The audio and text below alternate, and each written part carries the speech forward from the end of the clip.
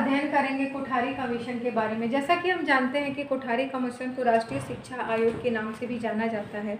और जब हमारा देश स्वतंत्र हुआ था तो स्वतंत्र होते ही अपने देश की शिक्षा प्रणाली में सुधार के लिए विभिन्न प्रकार के प्रयास शुरू कर दिए गए थे। और इसी संदर्भ में सबसे बड़ा पहला कदम उठाया गया था विश्वविद्यालय आयोग, जो राधाकृष्ण आयोग कमीशन की नियुक्ति की गई थी।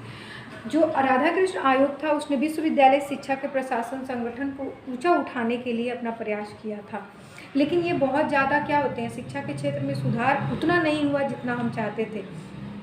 उसके बाद दूसरा सबसे बड़ा कदम, पहले तो राष्ट्रीय राधाकृष्ण आयोग आया, दूसरा आया मुदालियर शिक्षा आयोग। तो मुदालियर शिक्षा आयोग जो था, इस आयोग ने माध्यमिक शिक्षा के दोषों को उजागर किया और उसका पुनर्गठन किया और ठोस प्रयास किया उसके सुधार के लिए। लेकिन फिर भी जो हम राष्ट्रीयता की स्थापना करना चाहते थे, जो हमारी राष्ट्रीयता की पूर्ति जिससे होनी थी, उस आवश्यकता की पूर्ति अभी कहीं ना कहीं बाधित थी।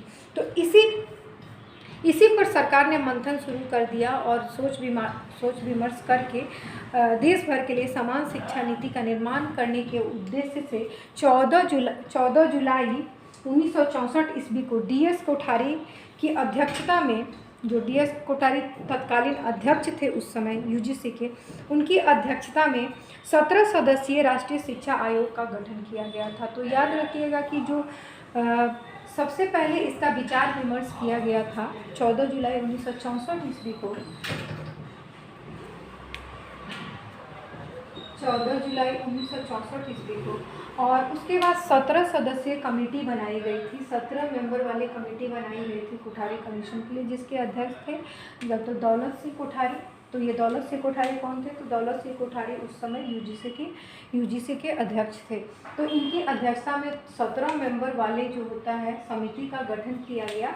और जो समिति का गठन किया गया उसमें बाकी लोग तो इंडिया से थे, लेकिन 5 लोग इसमें 5 सदस्य थे।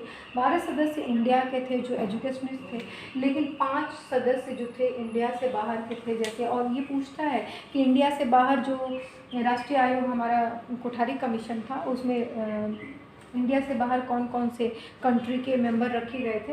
तो आपका है USA के थे, जापान के थे, UK के थे, फ्रांस के थे और रशिया के थे। तो ये 4 जो कंट्री है इसके मेंबर जो होते हैं हमारे राष्ट्रीय कोठारी कमीशन में रखे गए थे। ठीक है, तो ये 17 सदस्यीय समिति का गठन किया गया था और जो इसका उद्देश्य काफ़ी जो होता है बड़ा रखा गया था। इनका मेन उद्देश्य था भारत सरकार को शिक्षा, मतलब भारत सरकार की जो शिक्षा है उसके राष्ट्रीय स्वरूप और विभिन्न स्तरों के संबंध में सामान्य सिद्धांत एवं नीति की संबंध में सुझाव देना। यानी राष्ट्रीय स्तर पर ये बात की गई थी, तो बहुत सारे सुझाव दिए गए थे।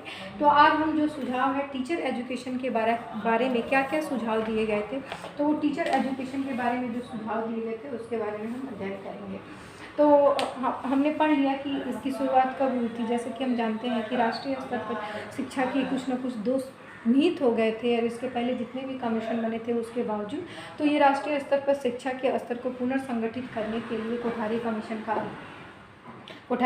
की नियुक्ति की गई थी। और कोठारी कमीशन की नियुक्ति की गई थी। सबसे पहले दौलत सिंह कोठारी की अध्यक्षता में, जो उस समय UGC के अध्यक्ष थे, उनकी अध्यक्षता में 17 मेंबर कमेटी का गठन किया गया, जिसमें 5 सदस्य जो होता है इंडिया से बाहर थे और 12 सदस्य इंडिया के थे। तो इसने जो राष्ट्रीय स्वरूप को निर्धारित करने के लिए, इंडिया के राष्ट्रीय स्वरूप को निर्धारित करने के लिए जो शिक्षा का स्वरूप निर्धारित किया, उसमें इन्होंने सबसे पहले टीचर एजुकेशन के बारे में क्या बोला वो आज हम जानेंगे। तो टीचर एजुकेशन के बारे में इन्होंने बोला removing the isolation of teacher education. जैसे कि क्या है टीचर एजुकेशन, पहले क्या था, इन्होंने पृथकता की बात की। हम क्या करते हैं, अलग लेके चलते हैं कि जो टीचर एजुकेशन है वो अलग है, बाकी एजुकेशन से अलग है। तो कहीं ना कहीं इसमें क्या किया गया, state board of teacher education की स्थापना की गई, संगठन कॉलेज की स्थापना की गई, कॉम्प्रिहेंसिव कॉलेज जो होते हैं वो बनाए गए, मॉडल स्कूल भी खोले गए थे। और एज ए सब्जेक्ट क्या किया गया, एजुकेशन को प्रोवाइड किया गया। जैसे एम ए किस चीज़ में किया गया, एजुकेशन में किया गया। तो जो पृथकता की भावना थी केवल बीएड को लेकर के कि एजुकेशन क्या है, बीएड के साथ ही होगा, तो उस पृथकता की भावना को दूर करने की कोशिश की गई और एमए इन एजुकेशन की भी शुरुआत की गई थी। प्रसार सेवा विभाग की स्थापना भी इसी के अंतर्गत की गई थी। तो जो रिमूविंग का जो पृथकता था हमारा टीचर एजुकेशन का, उसको दूर करने की बात की गई थी। दूसरा है improving professional education of teacher education. जो भी टीचर एजुकेशन में है उसमें इम्प्रूव करने की बात की गई थी, तो इसके लिए इंटर्नशिप जो होता है उसकी शुरुआत की गई, साथ ही साथ रिसर्च की बात की गई थी और इंक्लूसिव एजुकेशन की बात की गई थी और प्रैक्टिकल नॉलेज देने की बात की गई थी। तो जो प्रोफेशनल चीज़ें थी उसमें बात की गई थी। ड्यूरेशन ऑफ ट्रेनिंग, देखिए ड्यूरेशन ऑफ ट्रेनिंग जो होता है DLED होता है, तो जो PT होता है, PTED होता है, उसके लिए 2 ईयर्स का निर्धारित किया गया और सेकेंडरी जो होता है, सेकेंडरी स्तर पर क्या होता है, प्राइमरी टीचर एजुकेशन के लिए 2 साल, प्राइमरी टीचर एजुकेशन के लिए 2 साल किया गया था और साथ ही सेकेंडरी एजुकेशन के लिए 1 साल का दिया गया था। तो जो 1 साल था उसमें 230 दिन थे, याद रखिएगा, ठीक है। उसके बाद हम चलते हैं quality improving of teacher education, गुणात्मक सुधार की बात की गई थी। Quality improving the training institute, जो भी ट्रेनिंग इंस्टीट्यूट चल रहे हैं उसमें गुणात्मक सुधार की बात की गई थी कि किस तरह हम गुणात्मक सुधार ला सकते हैं, किस तरह से प्रोवाइड कर सकते हैं, इसकी बात की गई थी। उसके बाद स्टैंडर्ड ऑफ टीचर एजुकेशन, जो टीचर एजुकेशन का इसका एक मानक निर्धारित किया गया है, इसके लिए NCERT और UGC दोनों मिलकर काम करेंगे। NCERT और प्लस UGC जो होते हैं दोनों मिलकर एक साथ काम करेंगे, इसकी बात की गई थी स्टैंडर्ड ऑफ टीचर एजुकेशन में। उसके बाद इन सर्विस टीचर एजुकेशन, जो भी इन सर्विस टीचर एजुकेशन में है, जो पढ़ा रहे हैं, उनके प्रोफेशनल और डेवलपमेंट के लिए क्या करना चाहिए, विभिन्न प्रकार के सेमिनार लागू करना चाहिए, समर में ट्रेनिंग लागू करना चाहिए, जो समर की छुट्टियाँ होती हैं उसमें कुछ ऐसे ट्रेनिंग प्रोवाइड करना चाहिए कि उनका प्रोफेशनल डेवलपमेंट जो होता है और अच्छे से हो सके, ठीक है।